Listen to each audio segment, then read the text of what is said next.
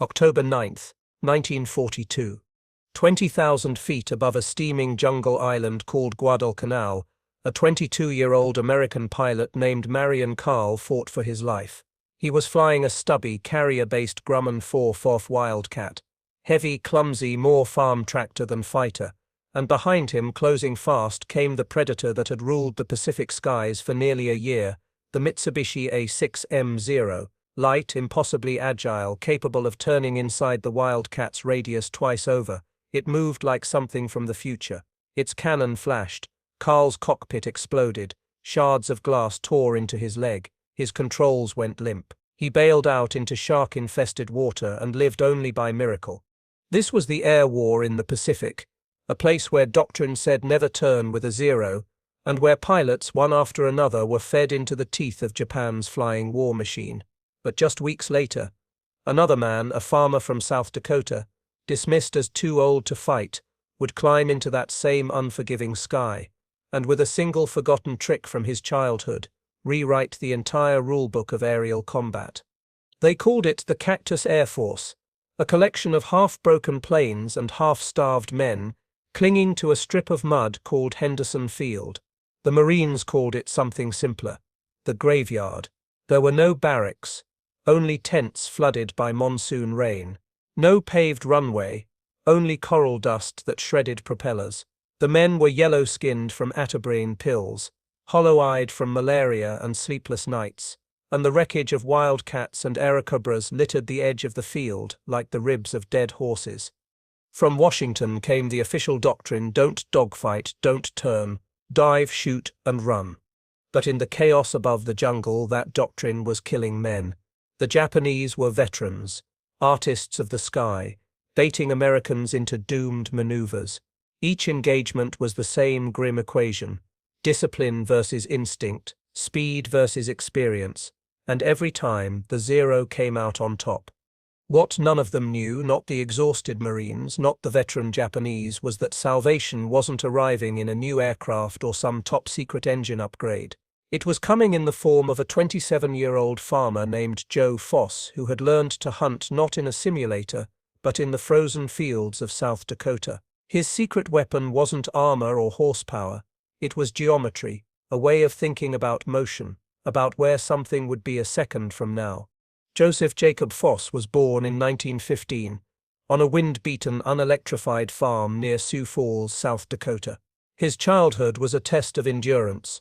Dust storms, failed crops, and the kind of hunger that teaches precision. His father's rule during rabbit hunts was simple: don't waste shells. A jackrabbit never runs straight. It darts, weaves, reverses. To hit it you must fire not where it is, but where it's going to be. That rule, deflection shooting, would later decide the fate of men and nations. When Joe was 18, he watched a Marine biplane squadron at an air show. He told his father, "That's what I'm going to do." Life, however, had other plans. A downed power line killed his father. Joe dropped out of school to run the family farm. For years he worked the fields by day and took night classes by lantern light, washing dishes to pay for flight training. When Pearl Harbor burned, he was 26 and too old, according to Navy regulations, to fly fighters. The Navy offered him a desk or a teaching post. He refused both. He badgered his commanders until they gave up and sent him to advanced training. By October 1942, as Marion Carl was being shot from the sky, Joe Foss, the old man, the farmer from Dakota, was inbound to Guadalcanal with Squadron VMF 121. The place he found was hell on earth. The jungle smelled of rot and cordite, the runway shimmered with oil, and the men in his new tent looked half dead. Their skin was the color of clay, their uniforms soaked through, their eyes hollow. They looked at Foss like he was already a ghost, another replacement for yesterday's funeral. His plane, too, seemed cursed. The F4F Wildcat was slower, heavier, less graceful than the Japanese Zero. It climbed like a truck up a muddy hill, yet buried in that steel shell was something the Zero lacked: durability and firepower. 6 .50 caliber machine guns that, if aimed with the precision of a hunter, could turn sky into shrapnel. His first combat mission proved the doctrine's failure. Japanese fighters came out of the sun, diving like hawks. Foss followed the textbook, a steep dive, full throttle, breakaway. It saved him, but it enraged him. The tactic might keep a man alive, but it could never win. 2 days later, in another dogfight, Foss saw a Zero closing in on his wingman. The manual said to disengage. The farmer's brain said otherwise. He rolled the Wildcat hard, aimed not at the plane but at the empty patch of sky 200 feet ahead of it, and fired a long 3-second burst.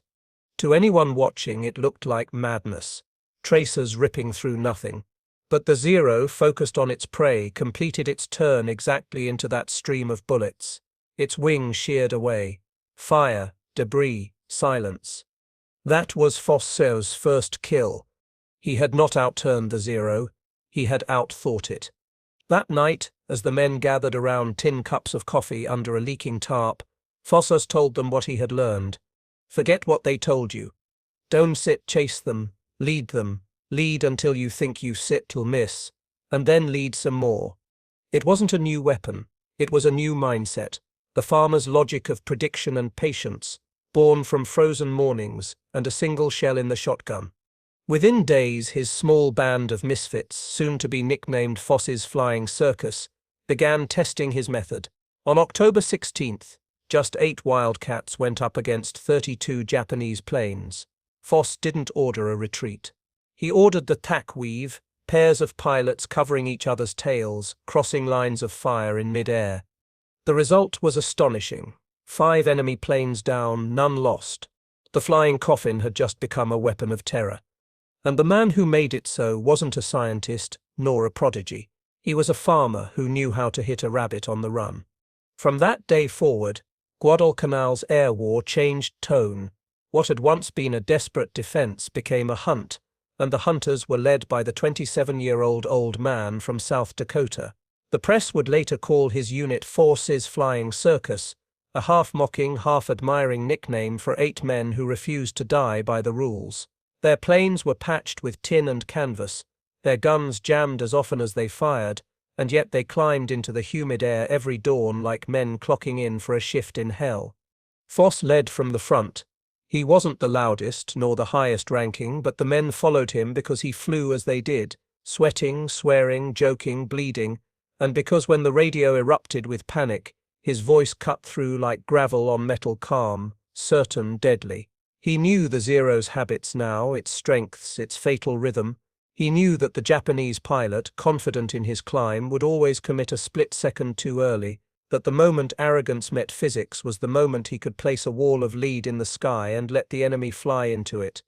Between October and November 1942, Foss turned that pattern into an art form. 2 kills on the 18th, another on the 20th, and by the 23rd he was already an ace, his Wildcat's fuselage painted with 5 small Japanese flags. By the 25th, he had downed 3 more in a single day, the first of many such triple plays. But the cost was measured in more than fuel and ammunition. Every kill meant another comrade lost, another tent emptied, another mess table seat that stayed vacant. Guadalcanal was not a base, it was an open wound, and each sortie opened it wider. Foss himself carried malaria through every flight. He hid the fever behind dark humor, saying he sweated out the weight to climb faster. The men laughed because laughter was all that stood between them and madness. The Japanese took notice. Intelligence intercepts began to whisper the same name over and over, Foss. The Zero pilots, once fearless, began returning from missions pale and shaken, speaking of American planes that refused to flee, of tracers that appeared from nowhere, of a farmer's ghost who could predict their every move. The myth of the invincible Zero was cracking. On November 7th, the myth struck back. Foss led his section into another furious melee when cannon fire from behind tore through his Wildcat. His engine exploded in flame. The cockpit filled with choking smoke. He bailed out over the jungle, crashing through branches into the stifling green. He survived, scraped and bruised, but alive. 2 days later, he was back in the air. The second crash came even faster. Chasing a Japanese float plane, Foss pressed his attack too long. The rear gunner opened fire, a line of bullets that shredded his engine and turned his aircraft into a dead weight. He ditched in the open sea, the cockpit flooding instantly. He crawled free as the Wildcat sank beneath him, its final bubbles rising like ghostly hands. Then came the waiting. Hours adrift in shark-infested waters, the horizon empty, the water cold, the fear primal. He could see the fins circling, bumping against his legs. He kicked, cursed, prayed. The sun dipped low. Then miraculously the outline of a canoe. Islanders sent by an Australian coast watcher who had glimpsed the crash through binoculars. They beat the water with their paddles to drive the sharks away, pulled Foss aboard and delivered him back to Henderson Field, a half-dead man who had outflown Zero's malaria and now the Pacific itself. The doctors grounded him. He was delirious with fever, his skin the color of parchment, his muscles trembling uncontrollably. But as he lay sweating in a cot, Foss thought only of the hunt. "The jackrabbits are getting away," he muttered. 2 weeks later, pale and unsteady, he climbed back into the cockpit. By November 30th, he was flying again and killing again. The flying circus followed his every move, the sky around them stitched with smoke and fire. Japanese pilots who once danced circles around American planes now found themselves ambushed, their perfect maneuvers leading straight into Foss's calculated traps. His deflection shooting, that old farmer's instinct, had become doctrine. By January 1943, Foss's name had spread from the coral runways of Guadalcanal to the war rooms in Washington. His tally stood at 23 confirmed kills, the all-time American record, held since World War I by Eddie Rickenbacker, was 26. No one believed a man could touch it, especially not a feverish pilot flying a slow, outdated Wildcat. But Foss was not done. Not while the jackrabbits still ran. On January 15th, the skies erupted again. A massive Japanese convoy, the Tokyo Express, was inbound, escorted by a wall of Zeros. Despite a doctor's orders to stay grounded, Foss strapped himself into his cockpit, drenched in sweat, trembling, barely conscious. The air battle that followed was a blur of motion and noise, planes twisting, tracers crossing, engines screaming in agony. He saw a Zero chasing a wingman, calculated instinctively, fired, and the enemy vanished in a burst of smoke. Kill number 24. Another Zero turned into his sights. He rolled high, came down from above, fired a single clean burst, number 25. Then he saw the last one, a Japanese roof float plane trying to flee the chaos. Foss climbed, fired an arcing deflection shot that looked impossible, and hit it dead center. Number 26. In 44 days, a poor farm boy flying a flying coffin had tied and then broken the unbreakable record. When he landed, shaking with fever, the men of Henderson Field lifted him from the cockpit and carried him on their shoulders. For the first time, the graveyard felt like holy ground. But victory has its own price. Foss's body was failing, malaria had taken its toll, his skin was yellowed, his frame skeletal, his pulse irregular. Within days he could no longer stand. He left Guadalcanal not as a conqueror, but as a stretcher case, the hero who had burned himself down to ashes for his squadron. Months later, in the quiet halls of the White House, President Franklin D. Roosevelt placed the Medal of Honor around his neck. The citation spoke of extraordinary heroism and indomitable spirit. The farmer from South Dakota had become America's ace of aces. Yet what he truly gave his country was not just numbers but belief that the Zero was mortal, that courage and ingenuity could outweigh technology, that a single mind, untrained, unpolished but free, could outthink an empire. And in every deflection shot fired by every Marine pilot afterward, there lived a trace of Joe Foss's logic, the logic of the plainsman, the hunter, the man who saw not where the enemy was but where he would be. When Joe Foss left Guadalcanal, he was little more than a ghost of the man who had arrived. His body was wrecked by malaria, 30 pounds gone, the fever unrelenting, and the once fiery blue eyes that had scanned Pacific horizons were sunken and weary. Yet beneath the frailty there was something unbroken, a quiet resilience that no bullet, no disease, no ocean had managed to extinguish. He was flown through a chain of field hospitals across the Pacific and then to San Diego, where he lay for months in a military ward, wrapped in sheets that smelled faintly of antiseptic and salt, Doctors called him a medical miracle, nurses called him the polite patient, but to Foss, lying still felt like punishment. He wanted the engine noise back, the vibration of the cockpit, the smell of oil and cordite. The war raged on without him.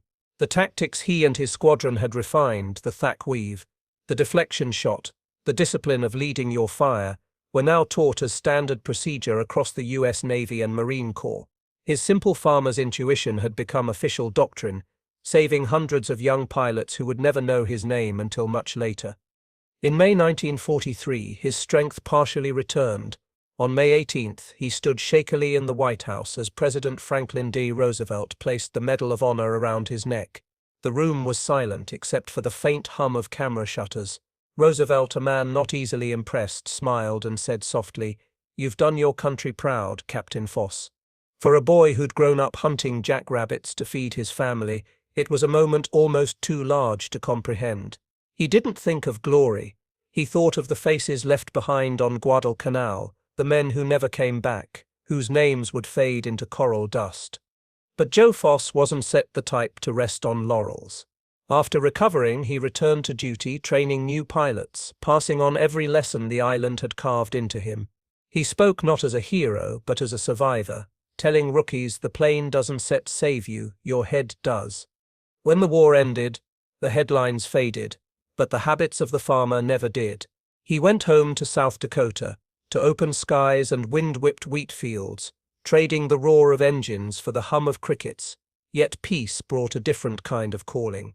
The same grit that had kept him alive over the Pacific turned toward a new battle, rebuilding a country that had nearly bled itself dry.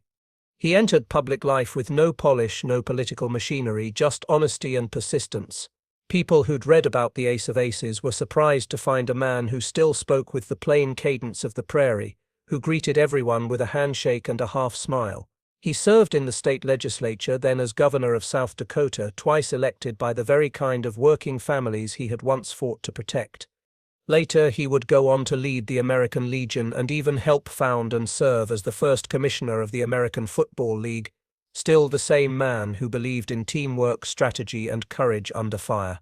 Yet to those who knew him best, he never stopped being the boy from the plains who had once aimed a shotgun ahead of a darting rabbit and learned a lesson about life, motion, and patience that no academy could teach. He carried that same vision through every role: soldier, teacher, leader. The skill that saved him in the cockpit became the compass of his life to look ahead, not at what is, but what will be. When he died in 2003 at the age of 87, buried with full military honors, the Marine Corps saluted not just a record holder but a symbol, the man who proved that courage was not born in laboratories or strategy rooms but in fields of dust under open skies where necessity sharpens instinct. Joe Foss's legacy was not a single battle or a number of kills. It was a reminder that wars and lives are won by those who see just a little further ahead than the rest. He was, at heart, still that same farm boy from South Dakota, hunting the invisible line between what is and what's about to happen, the man who learned to lead his fire, and in doing so led his country to believe again. The war may have ended, but it never truly left Joe Foss. For him, peace was not silence. It was an echo. Every time the prairie wind blew across the flatlands of South Dakota, he could still hear the muffled drone of the Wildcat's engine in it. Every thunderstorm sounded like flak bursting over the island. Every streak of lightning was a tracer round arcing across a sky that refused to fade from memory. Back home, the fields were wide and golden again, but Foss found the air too still. The rhythm of farming, sunrise, plow, supper, sleep, felt strange after years of scanning the horizon for something trying to kill him.